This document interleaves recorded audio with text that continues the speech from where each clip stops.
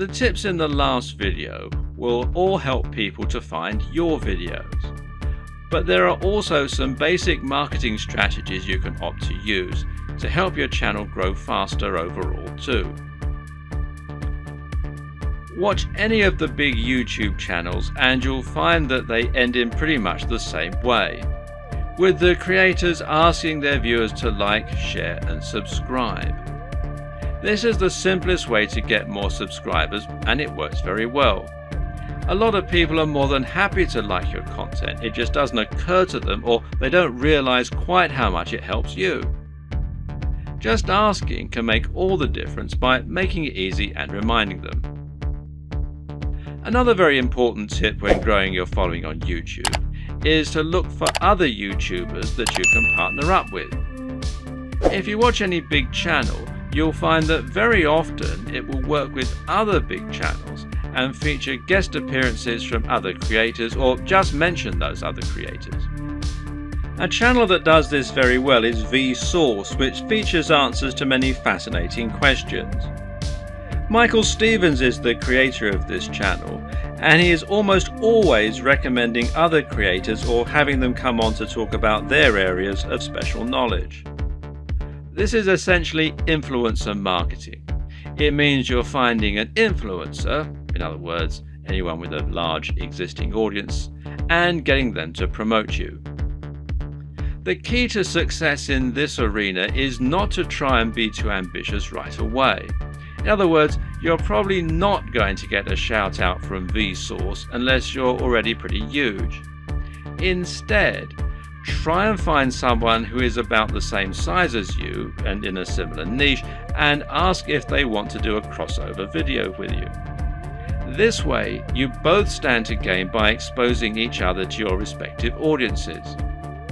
This will give you a boost in numbers, which means you can try and reach out to someone even larger next time.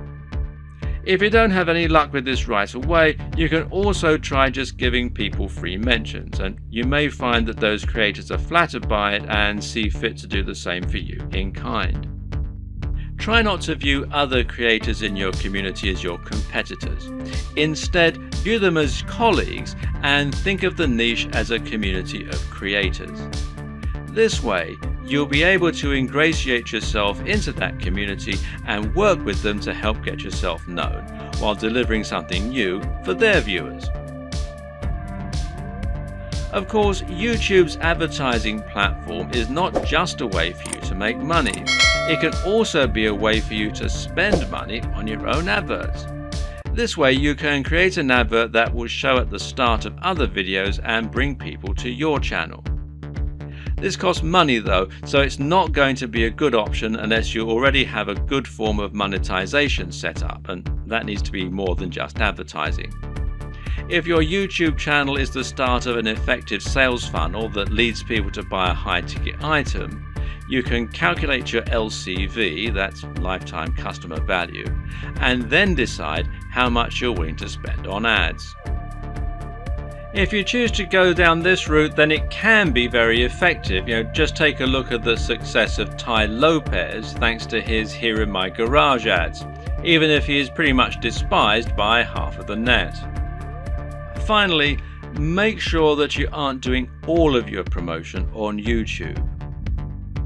The best way to look at YouTube is as one part of a much broader strategy to build your brand and build trust and influence across the web.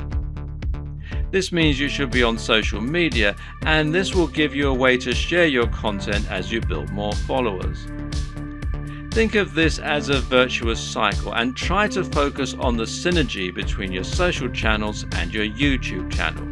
You can ask people to follow you on Twitter and Facebook in your videos, and then use Facebook and Twitter to bring more people back to your YouTube channel and hopefully get more shares among the broader network. This will help to make your brand feel more like a movement rather than a one-man show, and should help you to build genuine followers. Your blog, meanwhile, can serve a similar role, and you can use this to add additional content to your videos. This will make it easier for your videos to be found on Google and will give your fans a base where they can enjoy your content when they don't have the option of watching YouTube. The key to good branding is to be everywhere, and just because YouTube is your focus, that doesn't mean you should ignore other channels. There's an awful lot to take on board here, but the most important thing to always keep in mind is that you're aiming to provide value and to offer something different.